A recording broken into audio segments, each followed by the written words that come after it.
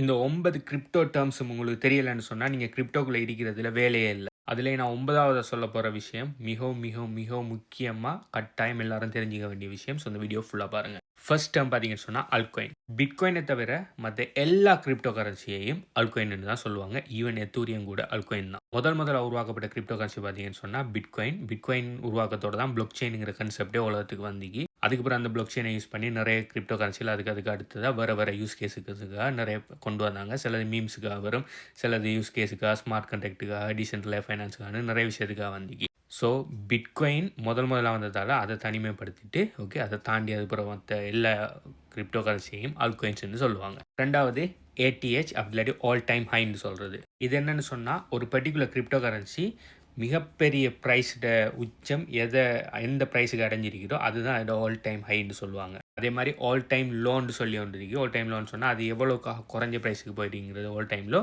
All time ஹைன்னு சொன்னால் அது maximum எவ்வளோ ப்ரைஸுக்கு போயிருக்குது. அதாவது அந்த கிரிப்டோ கரன்சி உருவாக்கின காலத்திலேருந்து இன்றைக்கு வரைக்கும் அது மேக்ஸிமம் எவ்வளோ போயிருங்கிறது தான் ஆல் டைம் ஹை, அவ்வளோதான்.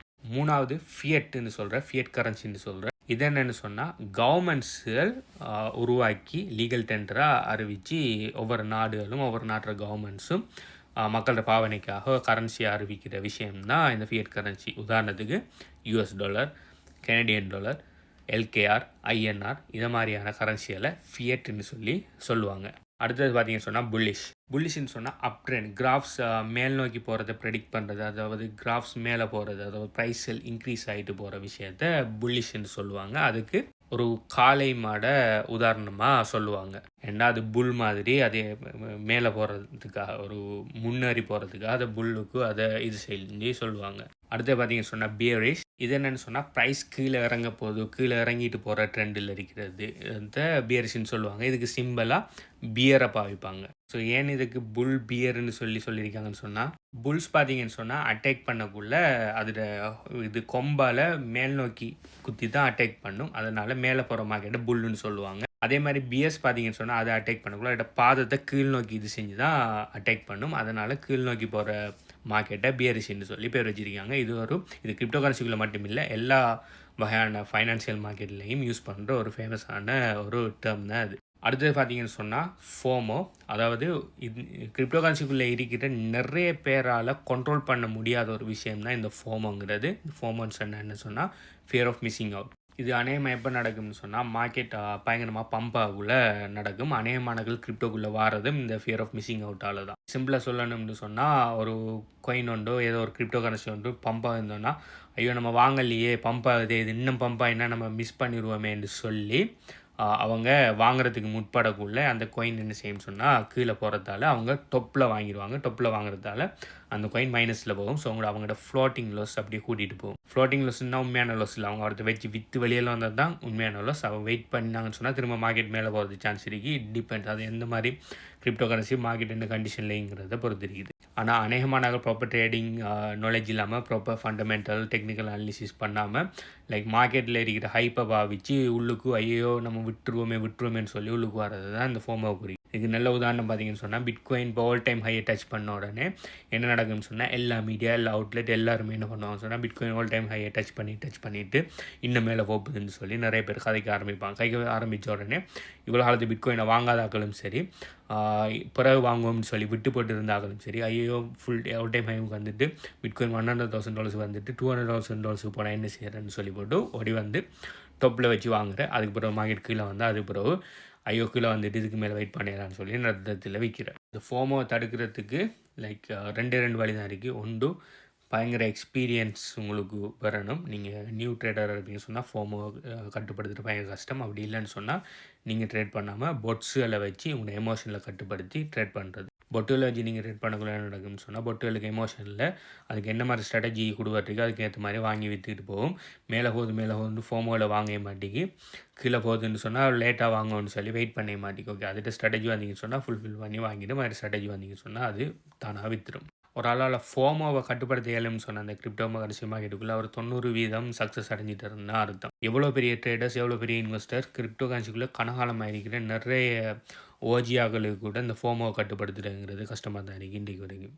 அடுத்த முக்கியமான டேர்ம் பார்த்தீங்கன்னு சொன்னால் ஃபோக்குங்கிறது ஒரு கிரிப்டோ கரன்சியில் மிகவும் முக்கியமான ஒரு ஈவெண்ட் உண்டு. ஆல்ரெடி இருக்கிற ஒரு கிரிப்டோ கரன்சியில் ஒரு பெரிய ஒரு ஆப்பர்ச்சுனிட்டி ஒன்று உருவாகலாம். அப்படி இல்லைன்னு சொன்னால் அந்த கிரிப்டோ கரன்சியோட வேல்யூ அப்படியே டம்ப் ஆகிறதுக்கு கூட சான்ஸ் இருக்குது இந்த ஃபோக்குகள் நடக்கக்குள்ள. ஃபோல்ட்கள் என்ன காரணத்துக்காக நடக்கும்னு சொன்னால் ஒரு கிரிப்டோவில் ஏதாவது ஒரு பக் ஒன்று இருக்கு அதை ஃபிக்ஸ் பண்ணணும். அப்படி இல்லைன்னு சொன்னால் ஏதாவது ஒரு நியூ ஃபீச்சர் ஒன்று கொண்டு வரணும், இல்லாட்டி ஏதாவது ஒரு புது விஷயத்தை இம்ப்ளிமெண்ட் பண்ணணும். அப்படி இல்லைன்னு சொன்னால் டெவலப்பர்ஸுக்குள்ளே ஒரு பிரச்சனை உண்டு, அந்த கன்ஃப்ளிக்ட்டுக்கு ஒரு ஒரு தீர்வு ஒன்று காணணும்னு சொல்லி இந்த மாதிரி விஷயங்கள் கொண்டு வர போகல தான் ஃபோக் நடக்கும்.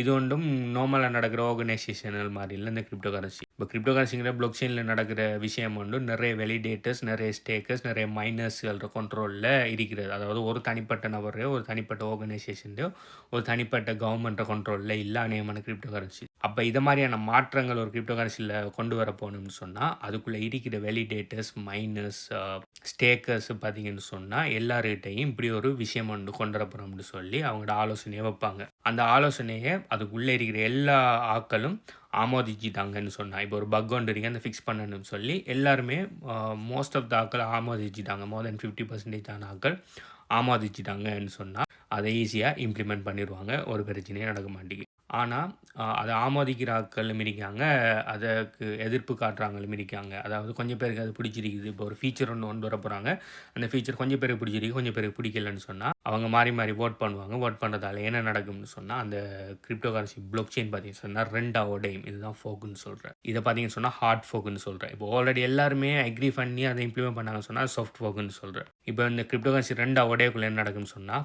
புது கிரிப்டோ பிளாக் செயின் ஒன்று உருவாகும், அதுக்கு புது கிரிப்டோ ஒன்று உருவாகும். அதுக்கு நல்ல உதாரணம் சொன்னால் பிட்காயின்லேருந்து உடஞ்சி உருவாயினது தான் பிட்காயின் கேஷுங்கிறது. பிட்காயின் ஃபோக்கால் உருவாயின கிரிப்டோ கரன்சி. ஸோ இப்படி புது கிரிப்டோ கரன்சியில் உருவாகக்குள்ள அது பார்த்தீங்கன்னு சொன்னால் ஒரு யார்ட்ராப் மாதிரி உள்ளுக்கு இருக்கிற வெலிடேட்டர்ஸ், மைனர்ஸுக்கு போய் சேரும்.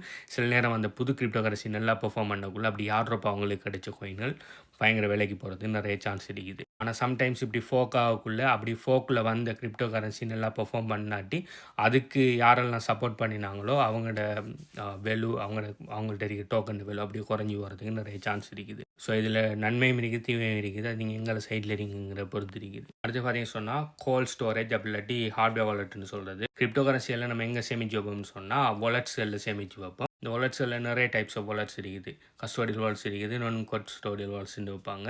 அடுத்தது ஹாட் வாலெட், கோல்டு வாலெட்னு சொல்லுவாங்க. ஹாட் வாலெட்னு சொன்னால் ஆன்லைன் ஆக்சஸ் இருக்கிற வாலெட். ஆன்லைன் ஆக்சஸ் இருக்கிறதால ப்ரைவேட் கே ஆன்லைன் ஹேக்கிங் நடக்கிற மூலம் நம்மளோட பாஸ்வேர்ட் ப்ரைவேட் கீ காணக்கிறது நிறைய சான்ஸ் இருக்குது. நம்ம கிரிப்டோ லாஸ் பண்ண நிறைய சான்ஸ் இருக்குது. ஆனால் இது மாதிரி கோல்டு வாலெட் அப்படி இல்லாட்டி கோல்ட் ஸ்டோரேஜ் இல்லாட்டி ஹார்ட்வேர் வாலெட் எல்லாம் ஒன்று தான்.